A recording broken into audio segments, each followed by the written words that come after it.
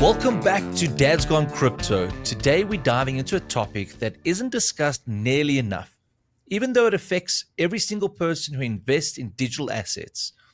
If something happens to you, can your family access your crypto wallet? It's a difficult question, but an essential one. Crypto has incredible potential, but it's also fragile if we don't structure it properly. So today's conversation is about preventing unnecessary loss and protecting the people who depend on us. Let's take this slowly and clearly, and by the end, you'll have a practical plan that you can implement this week. All right, so we typically fall into the family CTO trap. Let's start with a scenario which is often overlooked.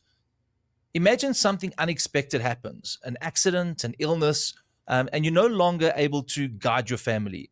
A few days later, your partner sits at your desk. The house is quiet, grief is still fresh, and in front of them, a laptop with your hardware wallet. They know that you were careful, they know you invested for the future, but they have no idea where to begin. Your crypto setup, the wallets, the backups, the pins, all made perfect sense to you, but to your family, that's unfamiliar, intimidating, and emotionally overwhelming. So this is what we call the family CTO trap. In most households, one person becomes the technical lead without ever even meaning to. We manage the passwords, the networks, the security, and eventually the crypto too. But the downside is that the entire family becomes dependent on that one point of knowledge. And that matters because the data is sobering. Estimates suggest that 10 to 20% of all Bitcoin ever created is already lost, often because people passed away without leaving clear instructions on how to access it. Add to that fact that we're living through a global $68 trillion wealth transfer, and crypto becomes a deeply important but highly vulnerable asset class. We take pride in being prepared, in being smart with our investments, but this is an area where many of us unintentionally leave our families exposed. And once you see the risk clearly, the solution becomes much easier to understand. There are three layers to get right: the legal, the technical, and the human aspect. Let's explore them one by one.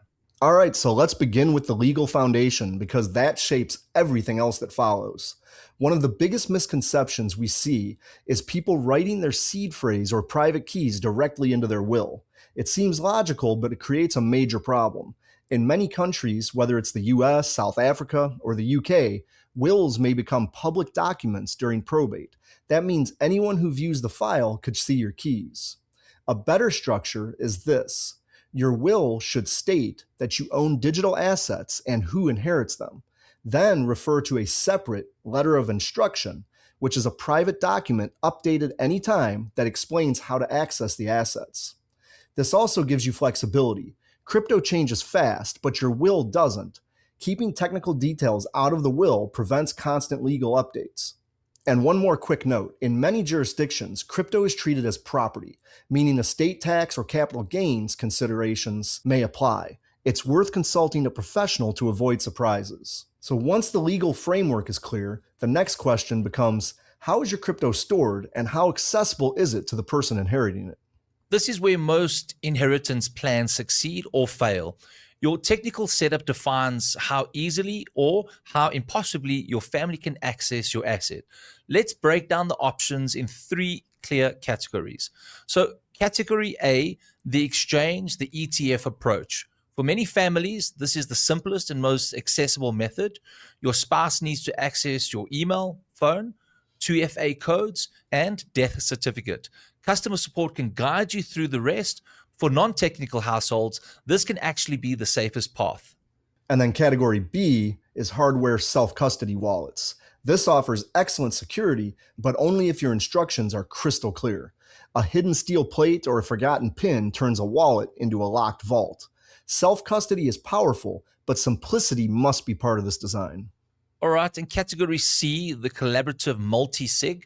For larger holdings, multisigs with companies like Unchained or Casa reduce risk dramatically.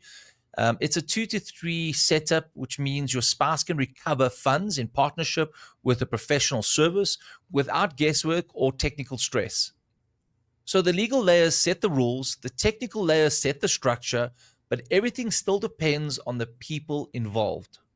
And that brings us to the human layer. Mm. Even the best system collapses if the person inheriting your assets can't follow the instructions. This is why the letter of instruction is so important. It should be written in plain, familiar English, not technical terms. So think about how your partner or adult child would approach this during an emotional time. They don't need complexity, they need clarity. Simple steps, a calm voice on paper. For example, the hardware wallet is in this location. Here's the PIN. Here's the backup. Here's who to contact if you need assistance. Clarity is a gift, one that prevents confusion and stress. Now, before we move on to the final action plan, let's briefly address a few misconceptions circulating on X. Just a few quick points that often mislead people. I just actually thought of an interesting plan. So we can't make it too easy for our loved ones to get all the inheritance, right? We should we should say learn Bitcoin code, understand blockchain technology, write me a JavaScript for AI agent, and they'll be like, they'll be swearing us from the I think that's a grave. great idea, like a scavenger hunt too. Yeah, make yeah, them yeah. make Oh, them do each thing to get one you of your pieces of your keyword you phrase. just unlocked a Bitcoin. Woo! Might have The to body, implement that. the My body family's might gonna just get, hate me. yeah, your body just might get exhumed and burnt. I'll Right. teach you blockchain technology. All right, guys, segment 3. What do dads actually get wrong? And we say dads because the podcast obviously caters to dads, but it's also moms. Moms could be involved in blockchain and they could get this wrong as well. But there are a few common ideas that look smart when you see them online, but break down quickly in real life. Let's clear up the 3 of them. So the first one is the dead man switch. So the idea is simple. If you don't log on into your wallet for a period of time, you set up a smart contract, your crypto transfers automatically. But in real life, things get messy. You travel, you're basically ill, maybe on your, in a coma, you lose your phone, and all these systems aren't as reliable enough for something this important. And once that transfer happens, you can't undo it. Automation simply isn't a substitute for a well structured inheritance plan. Then you got the hidden wallets, the 25th word. So hidden wallets are great for privacy, but if your family only knows the standard 24 seed phrase, they unlock the wallet and it says, oh, it's actually empty. Meanwhile, the assets are there. It's just they got it wrong. And most people don't even know that hidden wallets exist. So without the passphrase documented, the real assets become invisible. Then you got the phone PIN. Your phone unlocks your email, authentication apps, and your password manager, all tools needed for recovery. If your family can't access your phone, they can't even begin the process. Now that we've cleared up the misconceptions, let's finish with the most practical part of today's episode. The step you can take, or the steps you can take this week to secure your family's future. So here's your 3-step inheritance plan. Simple, effective, and doable in one weekend. Number 1, create an asset inventory. List what you own and where it's kept. This is your map. Nothing sensitive, just locations on this. Step 2, write your letter of instruction. Explain in everyday language how to access your setup, where devices are located, and who to contact for support. Step 3, run the fire drill. Sit down with your spouse or trusted person. Let them follow your instructions while you observe. Wherever they hesitate, tighten that part of the plan. All right, guys, and you need some help, please just send us your seed phrases. We'll gladly assist. That's just a joke. Don't send your seed phrases.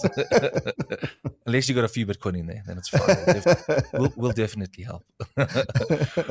All right, so this one exercise turns uncertainty into clarity. It transforms your crypto from a private system into a family asset, responsible for basically the preparation for the future. So let's return to the moment where we started with.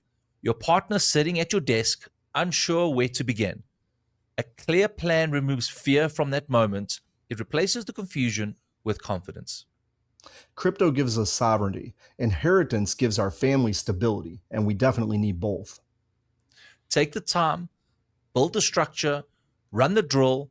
Your family deserves a plan that protects them. This has been Dad's Gone Crypto. Thanks for joining us, guys, and for taking this conversation seriously. See you next time. Ciao, everybody. You guys. The material and information presented in this recording are for entertainment purposes only.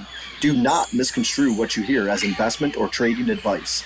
Always do your own research. The views, thoughts, and opinions expressed by the guests on this recording are their own and do not necessarily reflect those of Dad's Gone Crypto or its hosts.